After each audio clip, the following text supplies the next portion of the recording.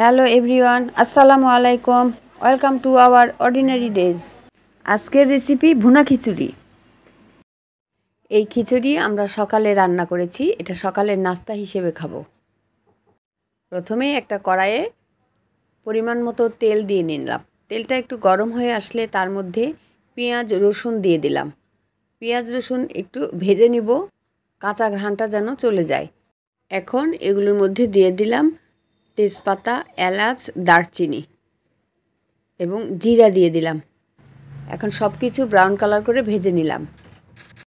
পেঁয়াজ রসুন brown colour হয়ে গেছে। এর মধ্যে দিয়ে দিব আগে থেকে ধুয়ে রাখা চাল ডাল। আজকে আমি খিচুড়ি তৈরি করব ভাতের চাল দিয়ে। সব কিছু ভালোভাবে নাড়া দিয়ে দিব। এরপর এর মধ্যে দিয়ে দিলাম লবণ, তারপরে দিলাম আদা, তারপরে হলুদ। সব কিছু ভালোভাবে তেলের মধ্যে ভেজে নিব। কেউ চাইলে এর মধ্যে ঘি দিয়ে দিতে পারেন। ঘিয়ের মধ্যে ভেজে নিলে খিচুড়ি খেতে আরও ভালো লাগে। চাল ডাল ভালোভাবে ভেজে নিব। ভেজে নেওয়ার পর আমরা এর মধ্যে কাঁচা মরিচ দিয়ে দিলাম। চাল ডাল ভাজা হয়ে গেছে। এখন আমরা এর মধ্যে গরম পানি দিয়ে দেব।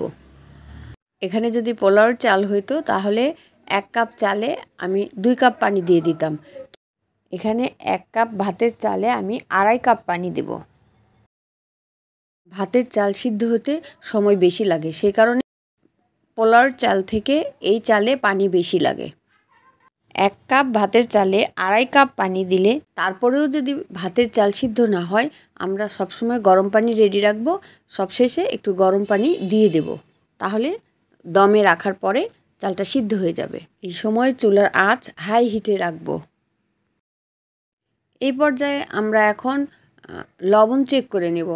পানিতে যদি লবণ একটু বেশি পরিমাণে মনে হয় তাহলে সেটা ঠিক আছে। এখন আমরা একটা ঢাকনা দিয়ে ঢেকে দেব। বলক ওঠা পর্যন্ত অপেক্ষা করব। হ্যাঁ, বলক উঠে গেছে। এই সময় ভালোভাবে লবণ চেক করে নিতে হবে। যদি লবণ কম হয়ে থাকে তাহলে আবারও দিয়ে দিতে পারেন। সব কিছু ভালোভাবে নাড়া দিয়ে দেব।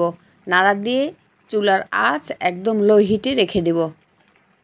এই খিচুড়ি আজকে আমরা সকালে খাবো। আপনারা চাইলে কেউ রাতেও খেতে পারেন, দুপুরেও খেতে পারেন। বৃষ্টি হলে তো যে কোনো সময় রান্না করা যায়।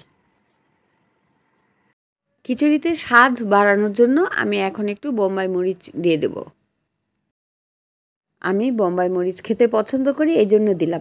আপনারা চাইলে স্কিপ করতে পারেন। এখন আমি খিচুড়ির উপরে 2 চামচ ঘি দিয়ে দেব। এই সময় ঘি দিয়ে দিলে সেন্টটা একটু ভালো হয়, খিচুড়ি খেতেও ভালো লাগে। খিচুড়ি ভালোভাবে নাড়া দিয়ে দেব। এই খিচুড়ি আমরা শুটকি ভুনা দিয়েও খেতে পারি, ডিম ভাজি দিয়েও খেতে পারি, গরুর মাংস দিয়েও খেতে পারি। কিন্তু আমরা সকালে খিচুড়ি খাচ্ছি, এজন্য আমি ডিম ভাজি দিয়ে এই খিচুড়ি খাবো। এই সময় চুলার আঁচ লো হিটে রাখবো। আমার খিচুড়ি রান্না হয়ে গেছে। এখন দমে রেখে দিলেই ভালোভাবে সিদ্ধ হয়ে যাবে। ভিউয়ার্স, এই সাধারণভাবে খিচুড়ি রান্না যদি আপনাদের ভালো লেগে থাকে তবে প্লিজ একটা লাইক দেবেন, সাবস্ক্রাইব করবেন আর পাশে থাকা বেল আইকন বাটন অন করে রাখবেন। ভুনা খিচুড়ি রান্না হয়ে গেছে। এখন আমি ডিম ভেজে নেব। একটা ফ্রাইং প্যান নিয়ে নিয়েছি। ফ্রাইং প্যানে সামান্য পরিমাণে তেল দিয়েছি। তেলটা গরম হয়ে গেছে। তার মধ্যে আমি আগে থেকে ডিম মেখে রেখেছিলাম পেঁয়াজ কাঁচামরিচ দিয়ে, সেই ডিম দিয়ে দিলাম। চুলার আঁচ একদম মিডিয়ামে রেখে দেব। এখন ডিমটা ভালো করে ভেজে নেব। ভিউয়ার্স, যারা এইভাবে ডিম দিয়ে খিচুড়ি খেতে পছন্দ করেন তারা কমেন্ট করে জানাতে পারেন। গরম গরম ডিম ভাজা দিয়ে গরম খিচুড়ি খেতে অসাধারণ লাগে। আর সাথে যদি একটু আমের আচার থাকে তাহলে তো আরও অসাধারণ লাগে। আজকের নাস্তা ছিল ডিম ভাজি দিয়ে ভুনা খিচুড়ি। ডিম ভাজা হয়ে গেছে। এখন পরিবেশনের পালা। খিচুড়ি রান্নাও হয়ে গেছে, ডিম ভাজাও হয়ে গেছে।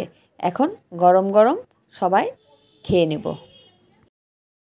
আমি যেভাবে বাসায় খিচুড়ি রান্না করি আমি শুধু সেটাই আপনাদের সাথে শেয়ার করেছি। যদি এই রেসিপিটি ভালো লাগে তাহলে প্লিজ আমার চ্যানেলটি সাবস্ক্রাইব করবেন এবং লাইক আর কমেন্ট করতে ভুলবেন না। খিচুড়ির সাথে ডিম ভাজি আমের আচার আর বোম্বাই মরিচ দারুণ এক কম্বিনেশন। রেসিপিটি ভালো লাগলে আপনারাও এভাবে তৈরি করে খাবেন।